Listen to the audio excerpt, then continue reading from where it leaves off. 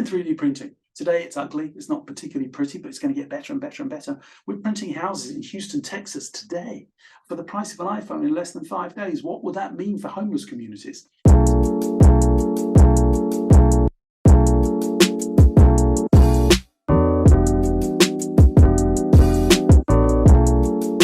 Risk-taking is a big one, smart risk-taking. I think Disney, also storytelling, right? I mean, people don't buy products and services, they're buying experiences, they're buying stories. So I suppose one example might be, especially here comes Generation Z, right? They're definitely not buying products and services, they're buying experiences. And I think as employers as well, we think about what experience we give our employees. We think that Generation Z is driven the same way we are in terms of by quarterly results. They're not, they're driven by purpose. And so I think experience is really important. And Disney is the master of experience. If I were to ask you how much you would give me for this bottle of Coca-Cola, you might say, I'll give you $1.50, right? However, if I were to tell you it was from Hoth or Naboo or Tatooine, well, then you're going to give me $10.50. What did I just do? I just created an experience. Walt was the master of experiences. He said experience first, retail second. If I were to ask you to name some of the most successful retail shopping malls on the planet today, you would not think to mention Disneyland, Walt Disney World, Disneyland Paris, Shanghai, Hong Kong, and Tokyo. Well, they are. Why? Because Walt put experience first. And so when you see that today, when you go to any of the Disney theme parks, I mean, it's all about an experience first, right? And so I think for a lot of us, the opportunity coming up is going to be an augmented reality, because we're going to be able to create amazing immersive experiences inside physical assets without spending hundreds of millions of dollars on a capital investment strategy. If you want it to snow in your store 24 months from now and everybody's wearing the AR glasses and mixed reality glasses, you'll be able to. I think the other thing that Disney does really well is mass customization and personalization at scale. And I think, again, AR with mixed reality, those glasses, and now AI on top, that, you're walking down a shopping mall 2 years from now, you've got your glasses on, you were looking for a blouse in Zara in a size 8 with the pink roses on it, and Zara knows you're coming. They send you an alert to your lens which says, hey, we got this blouse in stock, and click once to pick it up at the cash register, click twice, we'll send it to your house, click 3 times, we'll customize it for you. And so I think it's the ability to tell stories and create experiences is probably what Disney does best. To give people the tools to do the job. Here's the challenge, right?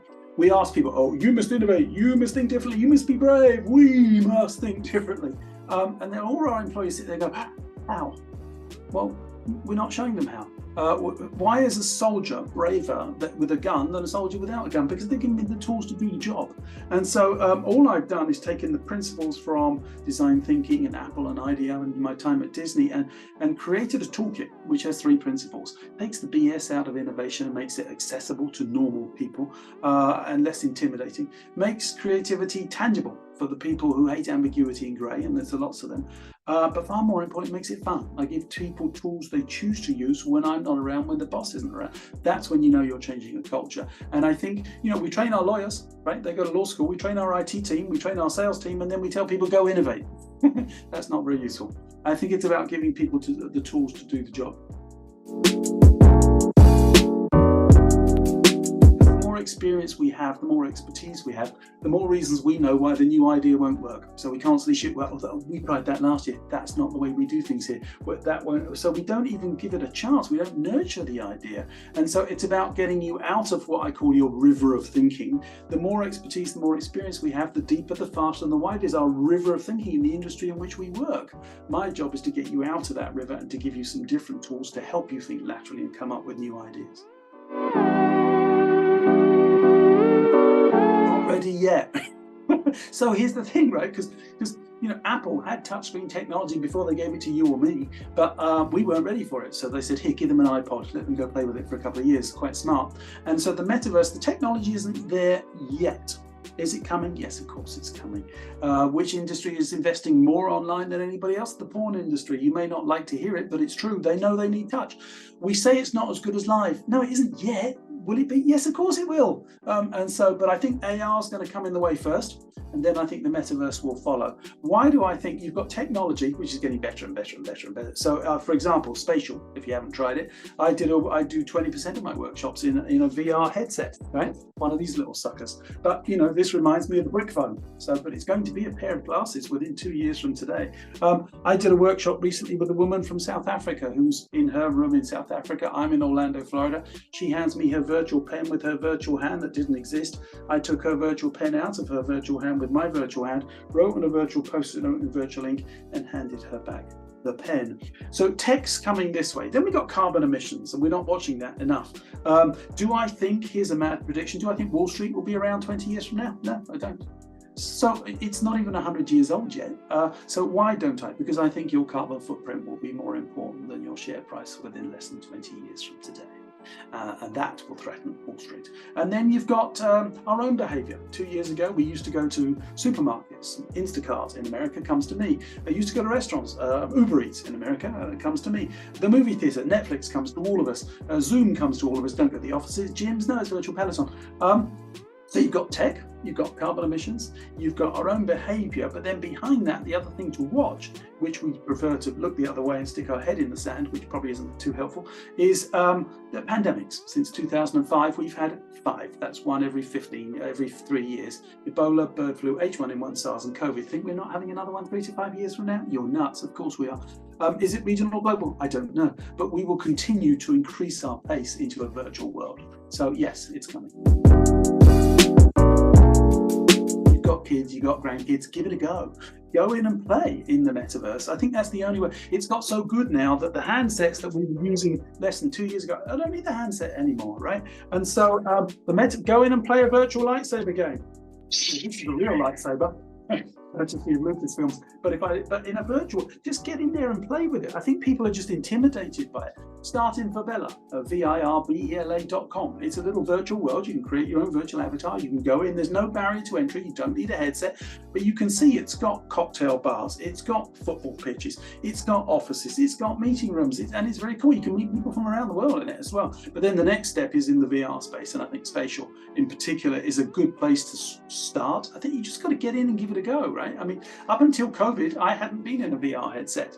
But on March 15th, 2020, I flew into Copenhagen. The Danish Prime Minister said, no more live events. So I spoke to 3,000 empty chairs and a camera. That was a bit weird. So I came back here. You can't see this, but this is what was a 4th bedroom. It's a full virtual studio.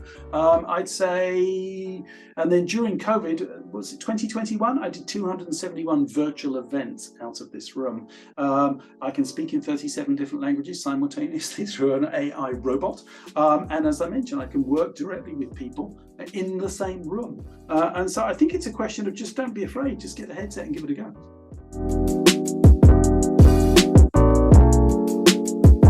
AI and 3D printing, the two, they're just going to revolutionize everything. And the metaverse, I mean, it's just going to change everything, right? It's so exciting. So if you want to go really far out, when I was a kid, I used to remember everybody's phone numbers. We all did. And then along comes the iPhone, and we realized that our brain is a hard disk. So we can free up a bit of space on our brain because this remembers the phone numbers for us. So we're capable of more thoughts. Well, then along comes a guy called Elon Musk, sticks a Neuralink in a pig's brain 2 years ago, and we all laughed. Do you really think in 20 years from now, you're going to carry a physical object alongside you? No, they're called wearables. Will they be contact lenses? Will it be a microchip? I don't know, but it'll be inserted into us. Now I'm going to know every painting I've ever seen, every meeting I've ever been into, every person I've ever met. And so that's going to open up even more of my hard disk. We will be capable of infinitable thought. And then if you think about where tech comes in, I'm not frightened of AI. Because I've spoken to somebody who's creating the DeepMind for Google, and I've asked her, what do you believe will be the most employable skill sets the next decade? And she says, the ones that will be the hardest to program into AI, and then ask people what they are, ask her what they are. The ones with which we're born: imagination, creativity, intuition, empathy. Those will be the hardest to program. But I think that AI, for example, and ChatGPT, just out of pure curiosity, I was asked by Ad Age to write an article about how I think AI will enable marketing. And I thought, Okay, not my area of expertise. So I went to ChatGPT and said, hey, give me an article on 3,500 words on how AI, boom, 60 seconds later, there it was. Am I going to use it? No, because it would be unethical to do it. But it's like, this is going to, again, we will be capable of infinite thought because that work is going to be done for us by robots. That's the exciting piece. Then 3D printing. Today it's ugly, it's not particularly pretty, but it's going to get better and better and better. We're printing houses in Houston, Texas today for the price of an iPhone in less than 5 days. What would that mean for homeless communities? So I was speaking to the mortgage industry recently and I said, well, what if nobody needs a mortgage 30 years from now? They're like, don't be stupid. I'm like, well, if a house costs $600, so we're not thinking like that. And so it is about getting people, just because it's worked for the last 100 years, people does not, nobody's going back to business as usual. We're all going back to business as unusual. So I think AI, super exciting. 3D printing is just going to be phenomenal. Augmented reality in the short term, I think is going to be super exciting because, for example, let's say I'm visiting a Disney park today. I've come in from Brazil. My daughter's favorite character is Cinderella, but I can't, she's a 2-hour wait. I can't wait 2 hours. And even if I did, Cinderella doesn't speak Portuguese. Well, no, in an AR world with the glasses, Cinderella will come to me on my time frame and speak in the language I want. You don't think Disney's already probably talking to McDonald's about having AR characters pop up in your living room in your language of choice saying happy birthday to your child? Of course they are. But what will we be able to do? I don't think it's in the UK, but there's a wine called 19 Crimes. It's red wine. You hold your phone up to the label today and somebody comes bursting out of the label and starts talking to you, like Harry Potter. A very rudimentary entry into augmented reality.